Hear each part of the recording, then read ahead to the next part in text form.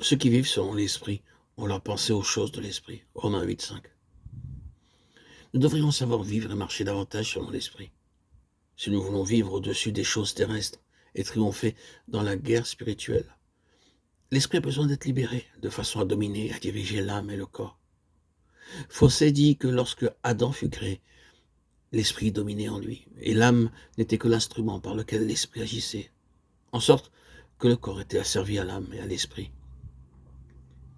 Mais lorsque Adam désobéit, l'esprit tomba dans le vase de l'âme et l'âme dans celui du corps, la chair, et il devint chair.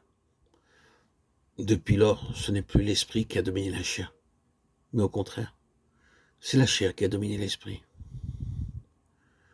Le Seigneur déclare plus tard que dans son égarement, l'homme n'est que chair. Genèse 6.3. Ces mots décrivent l'homme tel qu'il est avant d'être régénéré.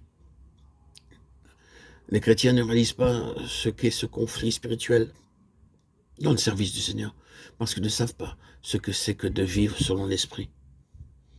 Examinons ce qu'est cette vie de l'esprit, telle qu'elle nous est révélée dans le Nouveau Testament. J'ai déjà fait allusion à la triple nature de l'homme. Paul écrit « Le Dieu de paix veuille nous sanctifier parfaitement, l'esprit, l'âme et le corps ». 1 Thessaloniciens 5, 23. L'esprit, c'est le sanctuaire intérieur où Dieu demeure. L'âme, c'est la vie mentale, émotive, la personnalité, le corps. C'est l'enveloppe externe, la coque, le fourreau, comme le dit Daniel 7.15. Je fus troublé dans mon esprit, littéralement au-dedans de mon fourreau. Notre corps n'est pas le principal en nous. Notre âme est l'instrument qui pense. Mais notre esprit doit être la puissance active, et c'est dans notre esprit que le Saint-Esprit va habiter.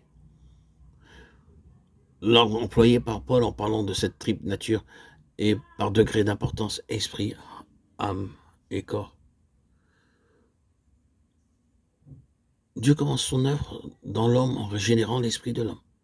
Nous possédons par nature un esprit humain, dont Dieu dit « Je mettrai en vous un esprit nouveau ». Et puis il ajoute « Je mettrai mon esprit au-dedans de vous ». Ézéchiel 36, 26. Paul parle continuellement de son propre esprit à part de l'esprit de Dieu. Nous sommes nés de l'esprit lorsque Dieu régénère l'esprit humain et lui donne un esprit nouveau. Ce qui est né de l'esprit est esprit. Jean 3, 6. Devenir un enfant de Dieu n'est pas devenir membre d'une église et avoir l'air d'être un chrétien, mais c'est recevoir de Dieu un esprit nouveau, en sorte que le Saint-Esprit puisse demeurer en nous. Dieu dit encore « J'habiterai au milieu d'eux et j'y marcherai ». 2 Corinthiens 6, 16. Ayant donc de telles promesses, nettoyons-nous de toute souillure de la chair de l'esprit. 2 Corinthiens 7, 1.